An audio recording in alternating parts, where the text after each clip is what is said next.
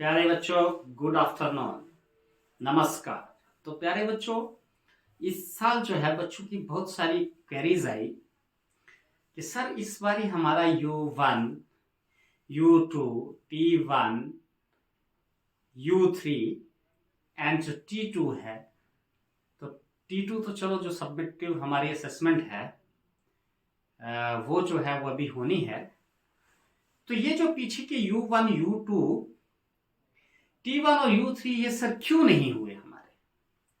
तो प्यारे बच्चों, मैं आपको बताना चाहूं कि अब जो है अंडर नेशनल एजुकेशन पॉलिसी 2020 जो हमारा पूरा जो सिस्टम है वो जो है चेंज हो चुका है। अब हमारा जो है आप बच्चों को पता नहीं चला, लेकिन हम लोगों ने क्या किया कि आपकी फॉर्मेटिव असेसमेंट की जो आपकी हमने स्कूल में ही करनी थी, जिसको हम स्कूल बेस्ड असेसमेंट बोलते हैं। आपको जितनी भी हम लोगों ने एक्टिविटीज करवाई, आपके जितने भी हमने टेस्ट लिए during your examination, during your classification, जब आपकी क्लासेस चल रही थी तो हमने आपके टेस्ट लिए, एक्टिविटीज करवाई। तो that was what formative assessment. वो हमने आपको फॉर्मल तरीके से जो है आपकी असेसमेंट जो थी वो तब कर ली और उसका हमने एक प्रॉपर रिकॉर्ड मेंटेन किया। एंड द फॉर्मेटिव असेसमेंट जो आपकी थी दैट वाज, वो कितने मार्क्स की थी? वो 30 मार्क्स की थी। तो उसके साथ करिकुलर एक्टिविटीज हैं आपकी, जो खेल कूद में आप हिस्सा लेते हो, जितने भी आप एक्टिविटीज करते हो अपार्ट फ्रॉम योर एजुकेशन, तो वो जो करिकुलर एक्टिविटीज है उसका 20 मार्क्स हैं आपके। तो वो जो है वो काम जो है आपका आज तक कंप्लीट हो गया है। और प्यारे बच्चों, इसके बाद आपका क्या होना है? अब आपका फाइनल जो एग्जाम होगा वो होगी सबमिटिव असेसमेंट। तो सबमिटिव असेसमेंट जो है वो आपकी कितने नंबर की होगी? वो होगी 50 मार्क्स की। तो 50 मार्क्स पहले वाले हो गए, 30 मार्क्स फॉर्मेटिव असेसमेंट के। फॉर्मेटिव असेसमेंट में आपकी स्कूल बेस्ड वही असेसमेंट हो गए जो हमने पेन पेपर टेस्ट भी लिए थे, जिसमें आपके डिबेट्स होता है, इंटरव्यू होता है और डिफरेंट एक्टिविटीज। हमने पूरा साल आपको कितनी एक्टिविटीज करवाई, तो आल जितना भी वो चीजें थी तो वो हम लोगों ने आपकी असेस करके और आपके मार्क्स जो हैं वो आपकी ग्रेडिंग कर दी हुई है। तो मैं आपको बता दूं कि इस वो जो असेसमेंट की ग्रेडिंग होती है फॉर्मेटिव असेसमेंट की, तो उसमें भी हम जो है 3 किस्म की ग्रेडिंग करते हैं। फर्स्ट आ गई sky level, mountain level and river level. जो बच्चा सबसे अच्छा है पढ़ने लिखने एंड ऑल एक्टिविटीज में, वो स्काई लेवल में होता है। जो उससे नॉर्मल है तो उसको माउंटेन लेवल में रखते हैं, और जो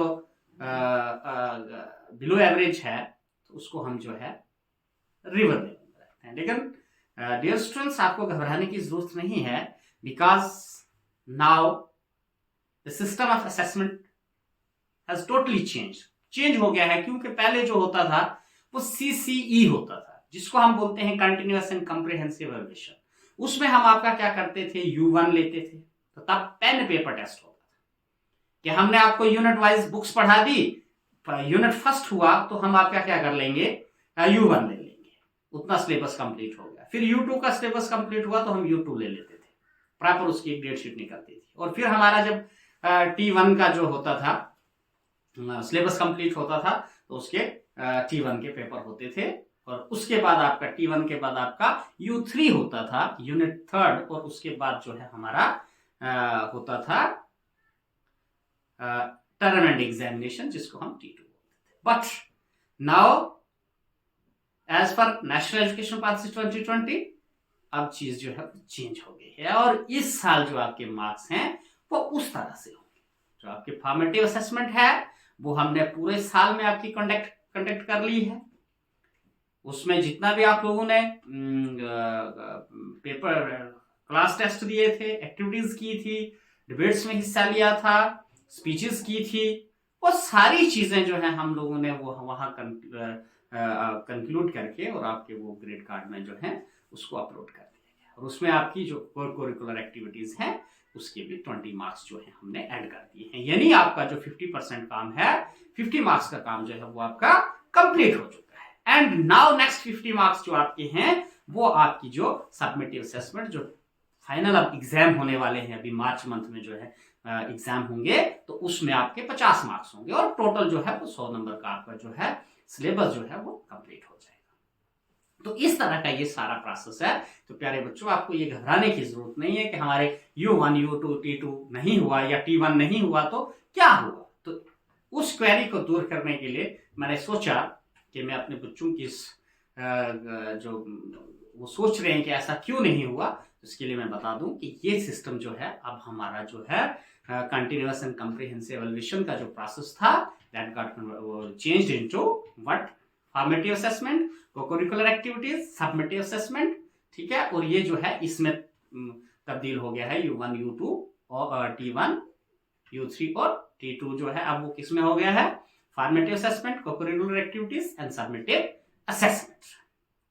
तो इस तरह से जो है हम जो है बच्चों का जो एग्जाम है, जो एग्जाम सिस्टम है वो इस तरह से हो गया है। तो प्यारे बच्चों, अगर आपको कोई अभी भी कोई क्वेरी होगी तो काइंडली यू कैन कमेंट, आप कमेंट कर सकते हैं, आप टेलीफोनिकली भी मेरे को पूछ सकते हैं पर्सनल नंबर पे, और घबराने की जरूरत नहीं है। मेहनत कीजिए, आपकी असेसमेंट किसी भी तरीके से हो, लेकिन फिर भी आपने जो है वो पढ़ना है।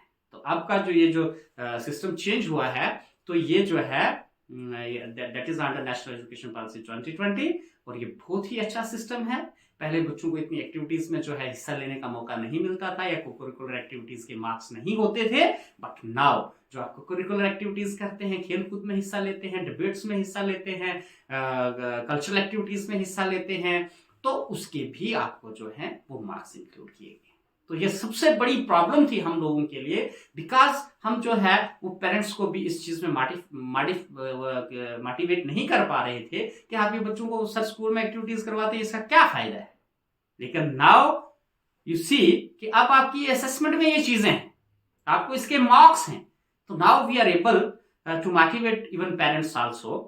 तो ये जो स्कूल बेस्ड असेसमेंट है, तो इसमें डियर स्टूडेंट्स पेरेंट्स का भी रोल है, इसमें आपके जो पेरेंट्स हैं उनका भी रोल है स्कूल बेस्ड असेसमेंट में। तो इस तरह करके अब जो है कम से कम पेरेंट्स भी इस चीज से सेटिस्फाई होंगे कि जो हमारा बच्चे जो एक्टिविटीज कर रहे हैं, तो ये जो है ये उनके इसमें उनके मार्क्स इंक्लूड होंगे, ये उनकी असेसमेंट होगी, तो उनकी जो ये एक्टिविटीज हैं ये भी उसमें इंक्लूड होंगी। तो इस तरह से अगर किसी को कोई क्वेरी होगी, he can ask me on my personal number पे भी पूछ सकते हैं, और आप मैसेज भी कर सकते हैं, टेक्स्ट मैसेज कर सकते हैं, आप कमेंट कर सकते हैं, यू हैव फुल लिबर्टी।